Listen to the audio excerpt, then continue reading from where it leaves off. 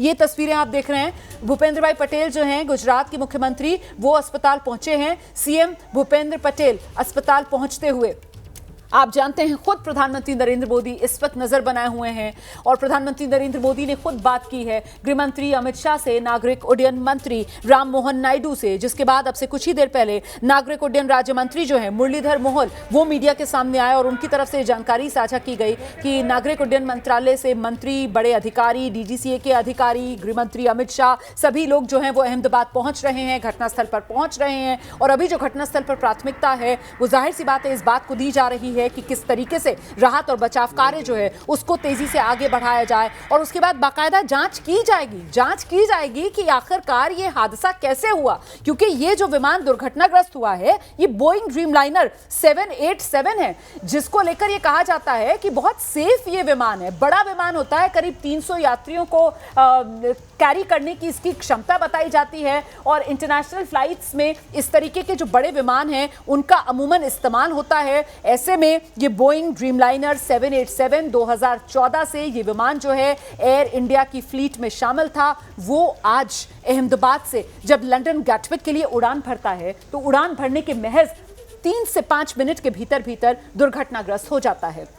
और बड़ी बात ये कि विमान में कोई दिक्कत तो आई, कोई दिक्कत आई, अब वो क्या दिक्कत थी, कोई तकनीकी खराबी थी, कोई और वजह थी, लेकिन वजह तो थी, गड़बड़ी तो थी, संकट तो हुआ था, क्योंकि इस बात का एहसास पायलट को हो गया था और इसी वजह से पायलट की तरफ से बाकायदा मेडे कॉल भी दी गई। इस बीच देखिए किस तरीके से जो घायल हैं उनको लेकर आया जा रहा है अस्पताल परिसर में और वहां पर सुरक्षा के भी चाक चौबंद इंतजाम किए गए हैं, क्योंकि भीड़ बहुत ज्यादा बढ़ रही है। ऐसे में सिर्फ और सिर्फ घायलों को ही भीतर एंट्री दी जा रही है। और ये जो घायल यहां पर मुझे नजर आए हैं ये कोई गार्ड मुझे ऐसा लग रहा है, क्योंकि उन्होंने एक यूनिफॉर्म सी पहनी हुई है, उनको यहां पर लाया गया है। अच्छा, बहुत मुमकिन है कि यहां जिस जगह पर राहत और बचाव कार्य चल रहा है वहां ऐसा आग का गोला बना था, बिल्कुल ऐसा लग रहा था जैसे कोई बम फटा हो उस जगह पर और आग की ऐसी लपटें थी, जिसके बाद आग पर काबू पा लिया गया। लेकिन वो धुएं का गुबार, हो सकता है कि वहां पर जो राहत और बचाव में जुटे हुए कर्मी हैं उन्हीं को इस धुएं की वजह से भी किसी तरीके की परेशानी हुई हो।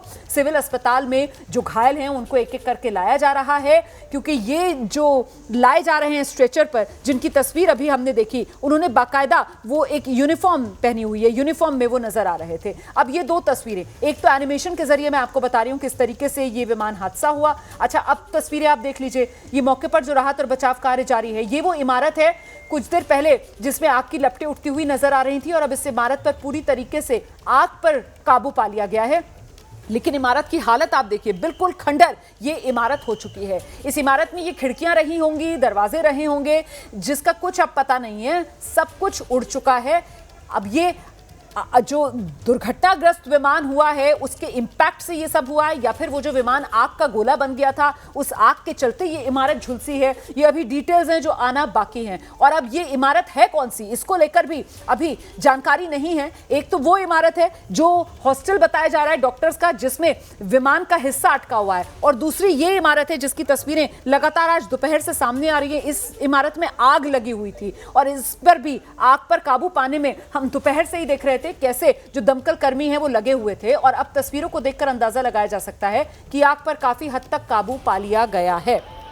देखिए, करीब 1-1.5 घंटे पहले जो एक सुरक्षा कर्मी थे वो मीडिया के सामने आए थे, एक अधिकारी थे वो मीडिया के सामने आए थे, उनकी तरफ से जानकारी दी गई थी करीब 1-1.5 घंटा पहले कि 70 से 80% जो हिस्सा है उसको क्लियर कर लिया गया है, जो मलबा है उसको क्लियर कर दिया गया है। और अब ऐसा लग रहा है इन तस्वीरों को देखकर कि ज्यादातर जो मलबा है उसको क्लियर करने का काम उस दिशा में ये जो राहत कर्मी हैं, बचाव कर्मी हैं, वो आगे बढ़ रहे हैं। अभी भी वहां पर बहुत सा ऐसा मलबा है जहां पर जिंदगियों की तलाश जारी है। तस्वीरें आपके सामने हैं, देखिए किस तरीके से यहां पर मलबा बिखरा हुआ नजर आ रहा है और वहां पर जांच दल की टीम जो पहुंची हुई है, राहत और बचाव कार्य उसको अंजाम दिया जा रहा है। जांच दल की टीम वहां पर पहुंची हुई है और अब यहां पर सबसे बड़ी चुनौती ये होगी कि जो विमान होता है और इस तरीके के हादसों के बाद जो विमान का ब्लैक बॉक्स होता है वो एक बहुत महत्वपूर्ण कड़ी, एक बहुत महत्वपूर्ण सबूत के तौर पर उभर कर सामने आता है, ये जानने के लिए कि आखिरकार हवाई यात्रा में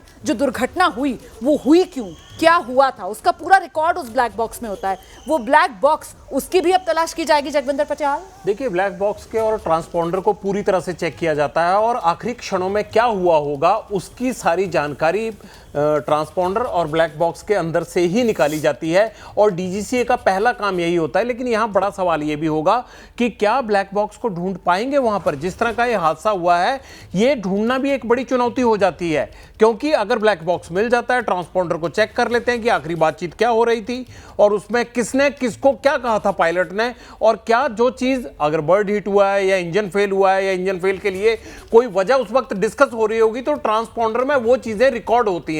लेकिन जिस तरह का ये हादसा है उसको ढूंढना भी एक बहुत बड़ा चैलेंज होगा और वो एक तरह से जो है डैमेज ना हुआ हो। दूसरी महत्वपूर्ण बात क्या है कि ड्रीम लाइनर में तकरीबन 1,26,000 लीटर ईंधन आता है, उसमें फ्यूल भरा जाता है। तो अगर इतना बड़ा हादसा हुआ है और जिस तरह से बाद में प्लेन ने आग पकड़ी है, उसमें क्या ये चीज बच भी पाई होगी या नहीं?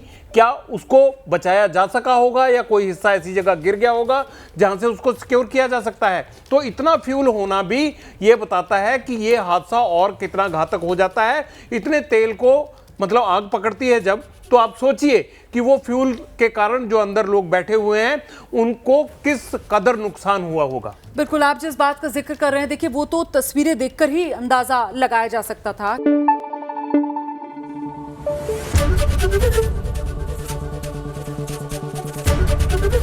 एबीपी न्यूज आपको रखे आगे।